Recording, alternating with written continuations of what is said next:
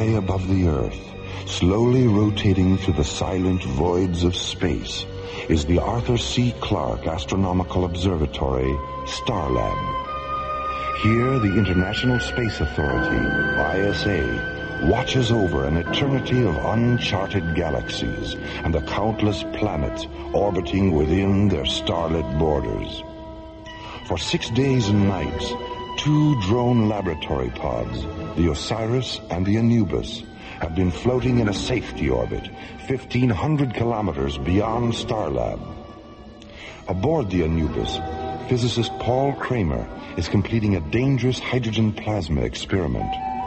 200 meters away aboard the Osiris, Starlab Research Director Maura Cassidy is monitoring the experiment's data and relaying it to the Mycroft computer aboard Starlab.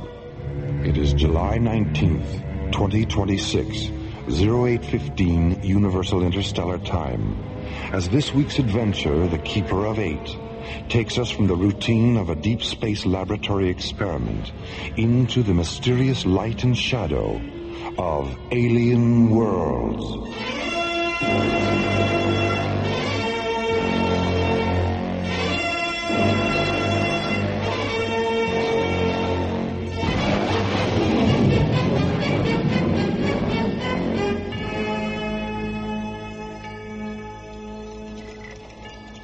Paul, check the plasma chamber seals again. I'm still getting a red light on number 4.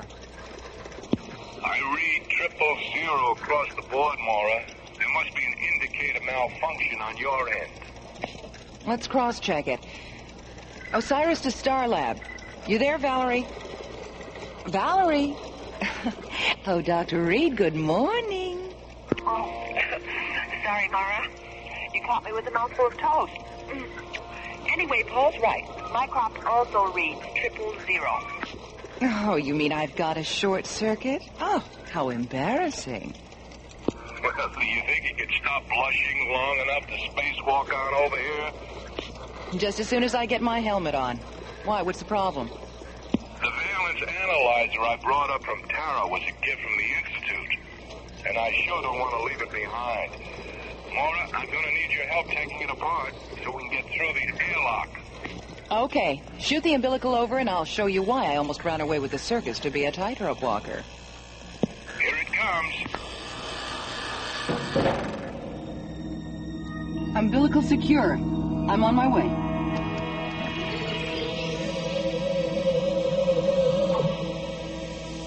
Depressurizing her airlock, Maura swings open the hatch and floats from the zero-gravity interior of the Osiris into the starlit vacuum of deep space. Her tinted glass helmet and metallic yellow pressure suit glittering in the clean white light of the sun. Paul, can you see me? I sure can. Loud and clear. What's so funny? You're upside down. Wait a minute. Maura, I'm reading a ship in the area, 057 and closing. Do you see it? Hold on. Let me get turned around. Yeah. Yes, I see it. It's black. There aren't any markings. The hull is shaped like a bat. Tremendous wingspan. It's moving into a parking orbit directly above us. Something's coiling out of one of those nose vents. Looks like a metallic black snake. Oh, it's moving forward!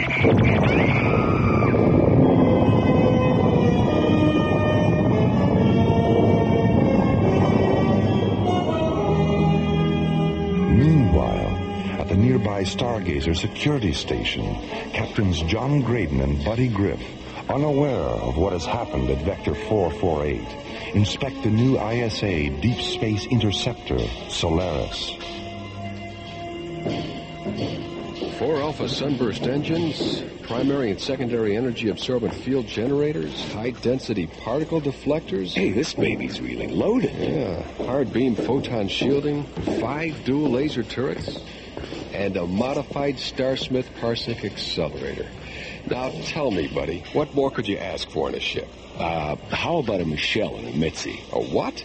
A Michelle and a Mitzi. Is that some kind of top-secret equipment I haven't heard about?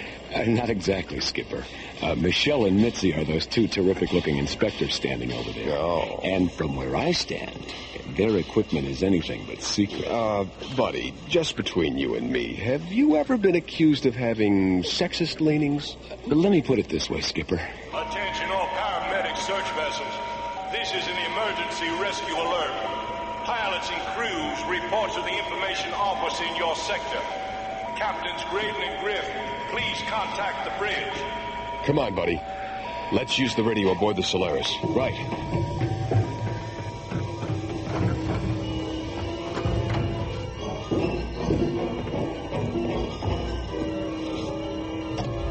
Solaris to bridge. This is Captain Graydon. I have some bad news, John. The Anubis laboratory pod exploded 5 minutes ago. Dr. Kramer was inside. Exploded? Dr. Kramer. What about the Osiris? What about Dr. Cassidy? Is she all right? We don't know, John. She was EVA when the Anubis blew up. Well, for God's sake, what happened? We don't know that either, buddy. They had finished their experiment, and Starlab was about to launch a shuttle to pick them up when an unidentified ship came into the area. 30 seconds later, the Anubis exploded. All right, feed the coordinates into the Solaris onboard computer. We're going out there. Roger. Mora. Not Mora. Status check, Gracie. Shocked by the tragedy of the Anubis laboratory pod explosion and fearing for the life of Dr. Mora Cassidy, John and Buddy prepare to launch the Solaris into Deep Space Vector 448, unaware that this is only the first step on a journey that will soon bring them into contact with not one, but two alien worlds.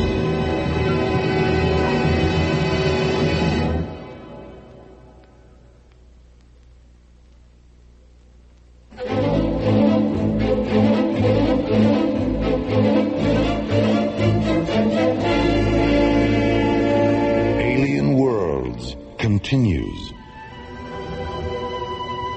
Two drone laboratory pods, the Anubis and the Osiris, float in a safety orbit beyond Starlab. Aboard the Anubis, Dr. Paul Kramer has just completed a dangerous hydrogen plasma experiment. Dr. Mora Cassidy has left the Osiris and is spacewalking between the two pods. Suddenly, an eerie, bat-shaped vessel appears from the dark vacuum of space and lashes out at the Anubis with a gleaming metallic black tongue. The Anubis erupts in a fury of twisting light and shattered metal. Dr. Kramer is killed instantly. Mora vanishes. The Osiris is carried away by the shockwave of the explosion. John Graydon and Buddy Griff streak toward the area aboard the Solaris, followed by Stargazer rescue ships.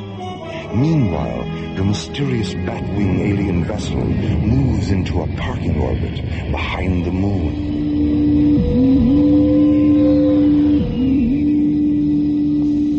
What quantity of hydrogen plasma was withdrawn from the Earth probe by our penetrator before the explosion? 2,000 fusion qubits. Enough to fill the planet generators of every ship in the Armada. Enough for every shadow sentry, light assassin, scan watcher, and penetrator guide who wears the dark armor of Draconia. I wonder what the humanoid was doing with so vast a quantity of concentrated hydrogen. No matter. Mosk, convey my compliments to the scan watcher who detected the pod, and to the penetrator guide who withdrew the hydrogen with such unusual skill. I accept your thanks on their behalf, my lord. Mosk, has there been any sign of the Keeper? Not since we entered this galaxy. Perhaps we've slipped away from him. Don't fool yourself, Mosk. He's clever. Extremely clever. He'll find us, eventually. And when he does, he'll do everything in his power to prevent us from reaching the hydrogen fields of Terra. How much time will you need to assemble the Armada? It can be done within 4 solar days. Then do it. Yes, my lord. Where are you, Keeper? In this galaxy? On Terra? Or perhaps you're down there, on the dark side of the moon. As Mask prepares to assemble the Draconian Armada for an assault on Terra, and Warp fantasizes about a mysterious pursuer known only as the Keeper, John and Buddy enter Vector 448 aboard the Solaris and begin their desperate search for Maura Cassidy.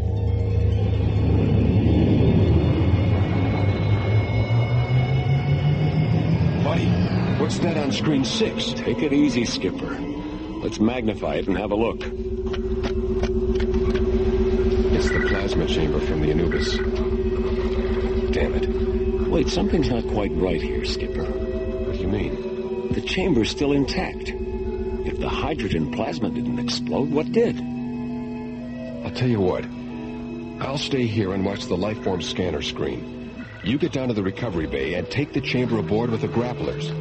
We'll turn it over to the spectrograph on Starlab. They can analyze it. Maybe they can tell us what happened. That's good. John, about Maura. She's alive until we prove otherwise, okay? Of course. I'll talk to you from recovery. Starlab to Solaris. Solaris, go ahead, Starlab. John, it's Valerie. Anything? We found the plasma chamber from the Anubis. It's completely intact, isn't it? Yes, it is. How did you know? I've been scanning the area on the elemental spectrum analyzers. There isn't a trace of hydrogen plasma residue. Then what caused the explosion? Skipper, get down here. What is it, buddy? The plasma chamber. There's a hole in it about the size of my fist. And so help me God, I can hear someone breathing.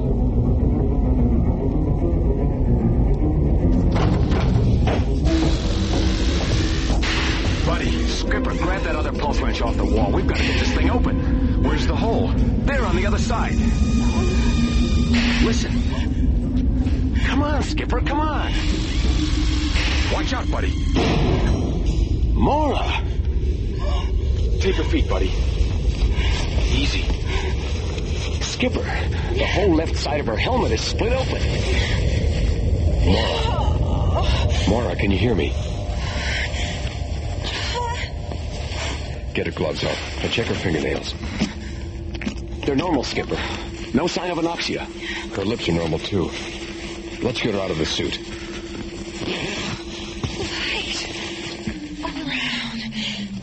Right.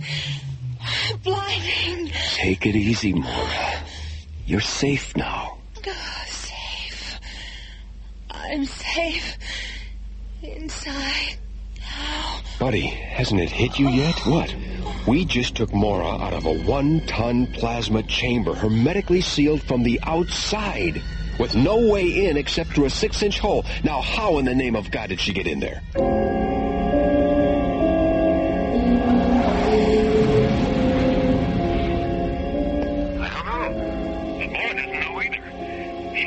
About how some kind of vampire ship came up on them and did something to the Anubis that made it explode. And there was a brilliant white light all around her, and that's all she remembers. You're sure she's all right? Positive. The body scan John did on her in the medical chamber showed that everything was perfectly normal. Well, Dr. Rossiter wants to examine her anyway, so take her directly to sickbay when you dock. Roger, Starlab. Solaris out.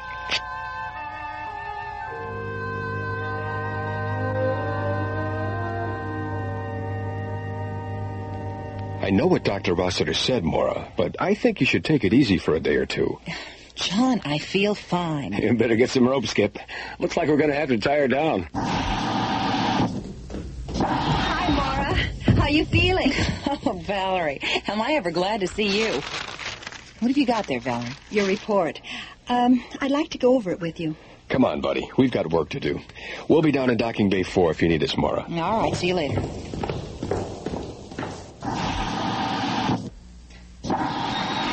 You look more serious than usual, Valerie. What's on your mind? How you got inside the plasma chamber. I've worn every circuit in Mycroft to a frazzle trying to figure it out. Have you tried the Houdini file? The Houdini file? It's a joke, Valerie. Oh, Sorry, Mara. My sense of humor escaped me there for a minute. Oh, yes. Well, maybe we can get a volunteer from the audience to help you find it. Dr. Cassidy, is Dr. Reed with you? Oh, yes, I'm here, somewhere. The Mycroft's printing out the results of your molecular transposition program. Oh, I'll be right there. Be back in a few minutes, Mara. Mm-hmm. Maybe Mycroft's finally come up with something. I hope so. What on earth? What on earth? No more, no less than on any other planet, Mora. I know your voice. Where are you? Sometimes I'm here, sometimes I'm there. I'm here, there, and everywhere. Who are you? My father was infinity. My mother was the light. I am Echo, the keeper of 8. Translucent fragments of cool white light materialize in Mora's quarters and slowly puzzle together to form a calm, shimmering pool of ethereal radiance, free-floating in the center of the room. From within the pool, the timeless voice of Echo, the keeper of 8, the guardian of infinity, a pure energy being from the elsewhen and elsewhere of alien worlds.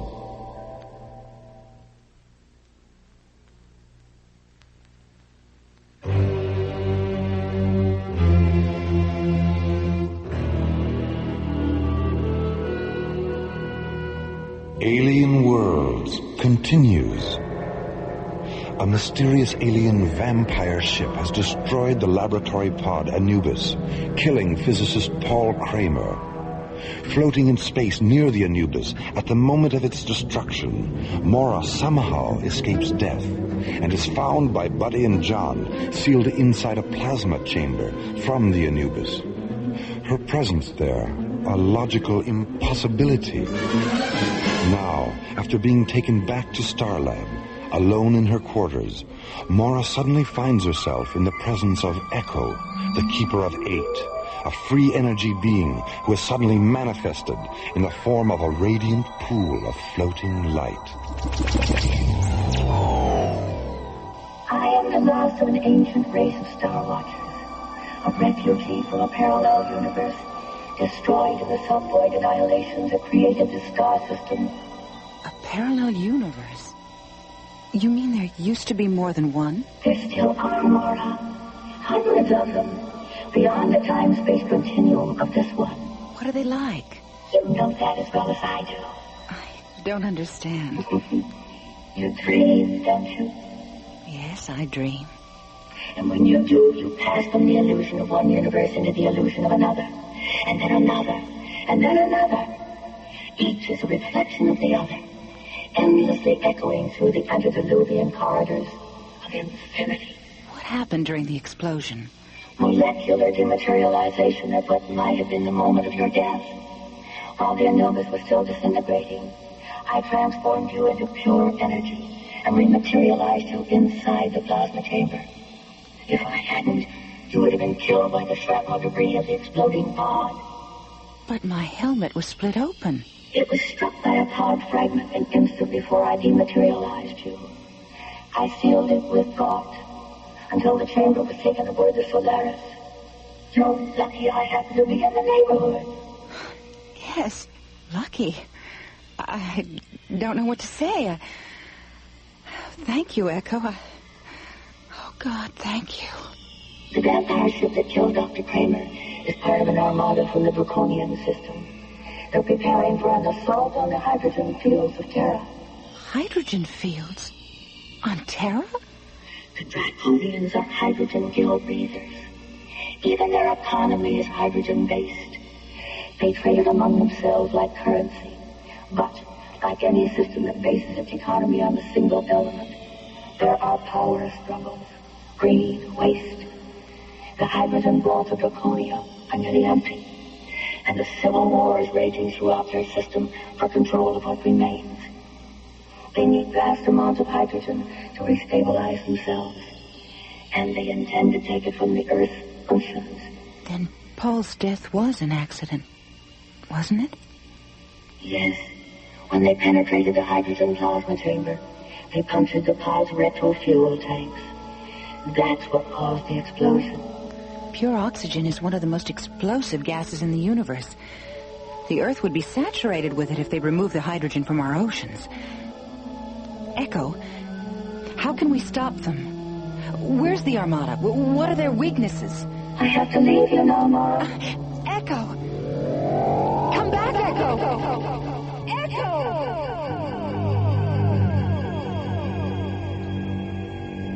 Echo?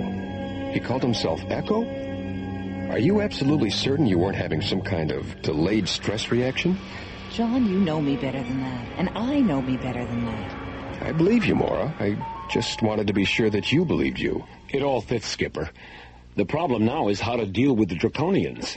We don't even know where they are. I don't think that Draconian ship is very far away. Oh, Valerie, I forgot you were listening.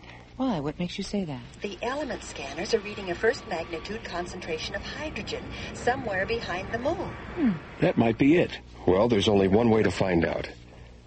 Mora, do you feel up to a little ride in the Solaris? I certainly do. I'll meet you in the launch bay after I talk to Commissioner White. Hey, what about me? I don't know, Valerie. It could be dangerous. Danger is my middle name. Oh, I thought Daphne was your middle name. Oh, Mara. Okay, you can come along. Meet me in the communications center. Mora, is her middle name really Daphne? I was just kidding, buddy. Her middle name really is Danger.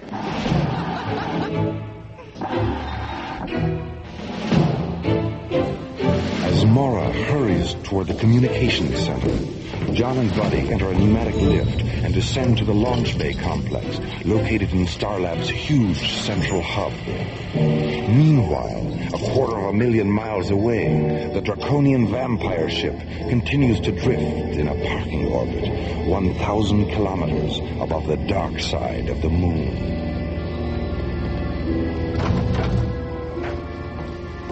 With your permission, my lord. Yes, of course, Musk. My time is yours. The Armada will enter this star system 2 solar days hence. It will consist of 200 multi-atmosphere assault cruisers, a flight of 1,800 siege raiders, 600 defense penetrators, and 1,000 armed tankers. 1,000 tankers. Excellent. That's twice the number I expected. How did you manage it, Musk?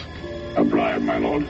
9,000 fusion qubits of hydrogen to the magistrate of the opposition alliance. Economic seduction. Still the broadest and most effective avenue to conquest, especially during a civil war. 9,000 fusion qubits.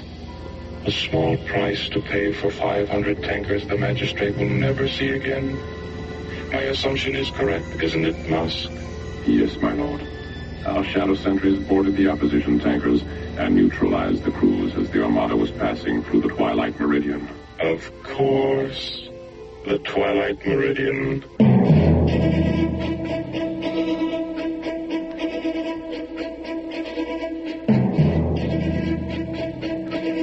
Are you two strapped in back there? Anytime you're ready, John. All set. Okay, buddy. Let's do it. Synchronize all computer functions. We have a positive decoder interlock on all data terminals. Manual launch functions are canceled. Real-time status is 20 seconds to ignition and counting. Buddy, you know we don't know what the Draconians are going to do when they see us. So as soon as we get a fix on their ship, lock in our photon shielding and energy-absorbent field generators, and activate all laser turrets. Okay, Skipper. Come on, Solaris. Let's go! Behind the moon, a Draconian command ship floats in orbit, waiting for the Armada it will lead in a vampire assault against the hydrogen-rich oceans of the Earth. Aboard the Solaris, Buddy, John, Mora, and Dr. Valerie Reed, jetting toward the moon to investigate the bat-winged alien vessel from what they hope will be a safe distance. And somewhere in the starlit spaces between the two ships, Echo, the Keeper of Eight, a pure energy being from a lost parallel universe, an intelligence whose power and wisdom is destined to become the Earth's sole defense in the coming struggle with the darker forces of alien worlds.